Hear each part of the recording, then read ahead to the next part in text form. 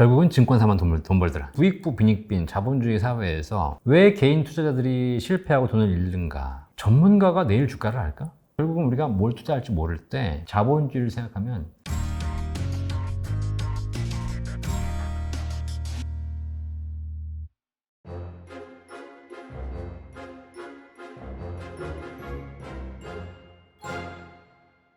또 약간 그 투자의 약간 멘탈 내지는 뭐 그런 관점에서 좀 여쭤보겠는데 네. 재무 컨설팅을 한 20년 넘게 진행을 하셨잖아요. 맞아요. 네. 그러면서 IMF라든지 글로벌 금융위기 지금보다 훨씬 더 굵직한 그런 네. 위기들을 모두 겪으셨을 텐데 네. 그러면서 깨달은 부의 진리 네. 뭐가 있을까요? 투자 관련된 진리와 이제 연금 관련된 진리를 제가 책을 2권 썼거든요. 부의 진리라고. 네. 부의 진리라는 책과 연금 부자들이라는 책을 썼어요. 네. 이제 우리 량 리더님하고 뭐 상충될지는 제가 모르겠어. 근데 제가 20년간 투자 시장에서 금융시장에서 하면서 내린 결론이 하나 있는데 결국은 증권사만 돈 벌더라. 저도 근데 증권사 직원이 아니기 때문에 네, 저는 네. 전혀 뭐 상충될 건 없습니다. 그러니까요. 네.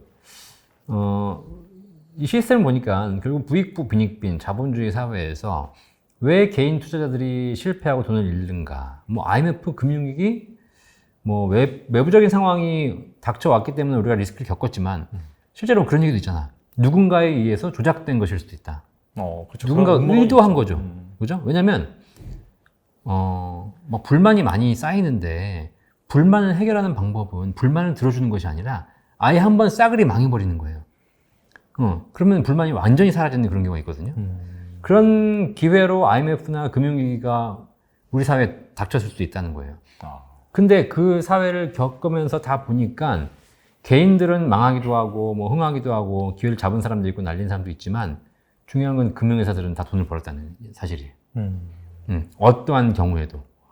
자, 그러면 그거 보면서 제가 느끼는 게 우리가 투자의 정석이라고 얘기했던 간접 투자와 분산 투자가 있어요. 근데 제가 책에서 그거를 그냥 정면으로 부정해 버렸어요. 간접 투자가 전문가에게 맡기는 거잖아요. 그렇죠. 뭐 펀드라든가 뭐 ELS라든가 랩이라든가 이런 걸 통해서. 근데 전문가가 내일 주가를 알까? 주식 증권사 직원이 내일 주가를 알까? 이 사람이 내부자 정보를 갖고 있다면 모르겠지만 그렇지 않다면 내일 주가를 예측할 수 있는 사람은 아무도 없더라는 거예요. 그렇죠. 아니 2월 3월에 우크라이나에서 전쟁 날지 작년에 누가 알았어요? 다 안 난다 그랬어요, 사실. 그러니까요. 그걸 알았어야지. 네. AI는 적어도 인공지능은 알았어야지. 근데 인공지능도 몰랐잖아. 그러니까 이런 리스크가 닥치면 속절없이 당하는 거예요. 우리가 푸틴의 머릿속에 들어가 있는 게 아니잖아요. 그렇죠. 그럼 앞으로 우리나라에 더 많은 리스크가 올 텐데 온다 안 온다 온다 안 온다 얘기는 하고 있지만 정작 언제 뭐가 오는지는 아무도 모른다는 거예요. 근데 우리는 그런 사람에게 가서 물어봐. 내일 주가가 어떻게 될까요? 좋은 종목이 뭔가요? 라고 물어보더라는 거예요. 그리고 근데 그런 걸 우리가 물어보면 그 사람에게 돈을 줘야 돼요. 아니 걔도 찍고 나도 찍는데 내가 걔한테 돈을 줘야 돼. 결국은 이 간접 투자라는 개념도 우리가 주식은 위험하다라고 알고 있잖아요. 제가 생각해보니까 주식은 위험하지 않더라고. 그죠? 흔들리기 때문에 위험하다고 느끼는 것이지. 네. 뭐 부동산도 똑같잖아요. 우량한 자산을 장기적으로 보유하고 있으면 오르는 건 다 똑같잖아. 근데 그걸 내가 단기적으로 참기가 쉽지 않을 뿐이죠. 그런데 우리는 누군가에 의해서 어렸을 때부터 투자는 위험하다, 주식은 위험하다. 그래서 네가 하지 말고 전문가에게 맡겨라. 라고 들어왔어. 근데 결국은 그 전문가에게 맡기면서 그들은 수수료를 받아가. 그렇죠. 근데 결과는 그들이나 나나 차이가 없어. 이런 걸 통해서 결국은 간접 투자하지 말고 이제는 직접 투자해라. 근데 그러면 사람들이 이제 말씀하시는 게 뭐냐면 근데 내가 뭘 알아야 직접 투자하지. 근데 역으로 얘기하면 전문가도 모른다는 얘기예요. 전문가들도 우리나라에는 상장되어 있는 1000개 종목, 미국 뭐 S&P 나스닥에 있는 상장된 종목 중에서 뭘 다 알겠어요. 그중에 몇 가지만 공부해서 아는 것일 뿐이지. 그러면 결국은 우리가 뭘 투자할지 모를 때 자본주의를 생각하면 그냥 1등에 투자하자. 삼성전자가 좋은 거, 뭐 애플이 좋은 거 누구나 다 아는 거 아니에요. 그렇죠. 그럼 그런 주식을 장기적으로 투자하면 되는 것이기 때문에 이제는 그렇게 얘기하다 보니까 분산 투자의 개념도 사실 의미가 없어지는 거예요. 나눠서 투자하게 되면 내 포트폴리오에 좋은 주식도 들어오지만 안 좋은 주식도 들어와요. 그러면 평균이 돼, 평균. 그러면 대표적인 분산 투자가 이제 인덱스잖아요. 지수에 그렇죠. 투자하는 거. 네. 뭐. 그런데 우리나라 지수를 보시면 2010년부터 20년까지 10년간 2,000포인트였어요. 그리고 지금 반짝 3,300 갔다가 다시 지금 2,500이에요. 네. 그죠? 그런데 주가 지수가 2,000포인트를 그대로 유지하는 10년간 삼성전자 주식은 80만 원짜리가 400만 원까지 갔다니.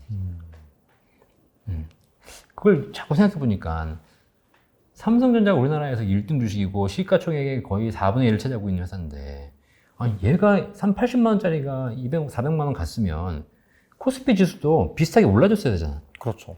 그죠? 지수를 이끌고 가는 거니까. 근데 삼성전자가 오르는 동안 지수는 그대로였어요. 그럼 다시 얘기하면 뭐예요? 누군가가 더 많이 까먹어줬다는 거예요. 1등이 열심히 공부해가지고 평균 점수 올려주고 있는데 나머지 애들이 다 까먹고 있더라는 거예요. 그래서 제가 주가를 분석해 보니까 시가총액 상위 종목, 우량한 종목들은 주가가 오르는 반면 그 이하의 종목, 대부분의 종목들은 전부 다 까먹고 있더라. 그러면 이제 우리가 결론이 내려진 거지. 그냥 이 사회에서 우량한 기업, 우량한 주식을 장기적으로 보유하는 것이 결국은 부의 진리가 아닌가 생각하는 것이고요. 근데 제가 부의 진리라는 책을 쓰면서 마지막에 한 얘기 있어요. 삼성전자를 사라라고 얘기했지만 마지막에 한 얘기가 뭐냐면 천국에는 삼성전자가 없다. 무슨 뜻이에요? 천국에는 삼성전자가 없다. 그러니까 삼성전자를 열심히 불린다 한들, 내가 강남에 집을 사가지고 그 집값이 10억짜리가 30억이 된다 한들, 네. 그 집을 들고 천국에 갈 수 없잖아. 그렇죠. 죽으면은 사실 끝이죠. 그렇죠. 무용지물이죠. 그럼 어떻게 해야 돼? 글쎄요. 쓰고 가야지. 쓰고. 응? 그렇죠. 네. 그렇죠. 어차피 천국 가면 내가 천년 만년 사는 것도 아닌데. 맞아요. 네. 제가 아는 분들 중에 보면은 그런 분들 계세요. 뭐 집은 다 강남에 살고 돈도 많으시고 그런데 스타벅스 커피 한 잔을 못 먹어. 몸이 약간 좀 힘들었던 시절을 기억하는 건지. 그러니까요. 이제 습관이 그렇게 하셨기 때문에 모으는 것만 내가 평생 해봤지 쓰는 걸 해본 적이 없으신 거니까 계속 그러고 사시는 거예요. 우리 사회에 지금 먹을 거리, 볼 거리, 즐길 거리가 얼마나 많아요. 근데 그런 걸 좀 바꾸시면서 생각하실 필요가 있는데 그냥 그러다가 계속 모으는 것만 집중하고 계시는 거죠. 그래서 지금 생각들이 많이 바뀌고 있는 것 같아요. 요즘 5, 60대들은 이제 다 쓰고 가자. 자식한테 주는 것도 싫다. 어차피 내 인생. 그래서 결국은 부의 진리는 모으는 것에 대한 진리도 있지만 실제 부의 진리는 내가 이 돈을 어떻게 하면 세상에서 잘 쓰고 잘 물려주고 가는가. 이게 진짜 부의 진리인 것 같고 잘 쓰기 위한 대안 중에 하나가 연금으로 가시는 거고 그다음에 잘 물려주기 위해서 결국은 상속에 대한 준비도 잘 하셔야 되는 거예요. 그런 게 다 같이 이제 묶여 있어야 삶을 좀 행복하게 살고 가시는 거죠. 알겠습니다. 끝으로 지금 뭐 상황이 안 좋잖아요. 네. 금리가 또 너무 가파르게 오르고 있고. 네. 그게 뭐 인플레이션 때문이겠죠? 그런 상황에서 뭐 경기까지 침체까지 오려고 하다 보니까 뭐 스태그플레이션 이런 위기도 좀 오는 것 같은데 네. 이 영상을 보시는 시청자분들이 대부분 개인이시겠죠. 그런 네. 분들이 어떻게 이제 이런 상황에서 경제적 위기를 극복할 수 있을지 네. 한 말씀만 해주시면 좋을 것 같습니다. 네. 우리 량님도 투자를 많이 하셨으니까 아시겠지만 네. 우리가 지금 이 상황이 그런 얘기 들어보셨어요? 우리가 98년도에 IMF, 그 다음에 2008년도에 글로벌 금융위기, 네. 2018년도에 위기가 온다. 10년 주기설 맞아요. 있었어요. 있었죠. 2018년도에 위기가 안 왔거든요. 그리고 2020년도에 코로나가 왔을 때 이거 위기라고 생각했어요. 근데 딱 한 달 위기였고요. 맞아요. 그 다음부터 폭등을 했어요. 네. 그리고 지금 뭐 이라크 전쟁 보시면 아시겠지만 사실 전쟁이 났다는 얘기는 굉장히 큰 위험이기도 한데 주가 지수를 보시면 물론 계속 지금 안 좋은 건 있지만 과거처럼 갑자기 뭐 하루에 주가 지수가 몇백 포인트 폭락하고 이런 경우는 지금 없다라는 얘기예요. 이게 과거의 시장을 쭉 패턴을 분석해 보면 뭘 알 수가 있냐면 위기는 우리가 생각했던 그 폭락의 위기는 오지 않는다. 사람들은 위기가 온다 계속 얘기하지만 사실 우리는 폭락의 위기는 오지 않는다. 그럼 뭐냐? 우리는 이미 위기 안에 들어가 있다. 근데 이 위기가 폭락과 쇠락이 있거든요. 폭락은 한 번에 무너졌다인 거고 쇠락은 서서히 안 좋아지는 거예요. 서서히. 지금 2020년부터 쭉 보시면 서서히 안 좋아지고 있어. 그러면서 전쟁도 발생하고 인플레도 발생하고 여러 가지 물가 상승도 있고 점점 안 좋아지고 있거든요. 근데 이게 보니까 딱 뭔가 콕 찍어가지고 한 방에 꽉 무너졌으면 좋겠는데 그런 게 아니라 서서히 우리를 옥죄고 있는 거죠. 근데 이 와중에 잘 보면 돈이 있는 자산가들은 네. 이 위기를 잘 버텨요. 위기가 기회가 돼. 그렇죠. 그런데 자영업자 보세요, 자영업자. 코로나가 한 달, 두 달, 세 달, 6개월은 참을 수 있었어. 근데 그 이상 길어지니까 결국은 폐업할 수밖에 없잖아요. 그렇죠. 그러니까 서서히 안 좋아지는 위기가 계속되니까 서민들은 지치고 결국은 더 큰 위험을 안게 되는 거예요. 그래서 앞으로는 더더욱 그럴 것 같다. 아, 이런 뭐 금리 인상, 이게 금리가 갑자기 폭등해서 뭐 환율이 갑자기 폭등하고 뭐 이런 일이 있지는 않을 것 같다. 근데 이게 서서히 왔다 갔다 하면서 서민들을 옥죄어서 그들을 결국은 어렵게 만들고 그렇게 해서 그들이 포기한 자산들을 결국은 가진 자들이 다 줍줍하는 구조가 결국 자본주의의 흐름이다. 어쩔 수 없는 구조다. 자, 그럼 여기서 개인적으로 우리가 위기를 극복하는 방법, 여기 대처하는 방법은 아까 말씀드렸듯이 내가 뭔가를 하려고 하는 것이 쉽지 않다는 거예요. 그럴 때일수록 훨씬 더 우량자산 중심으로 가야 된다. 우량자산 중심으로.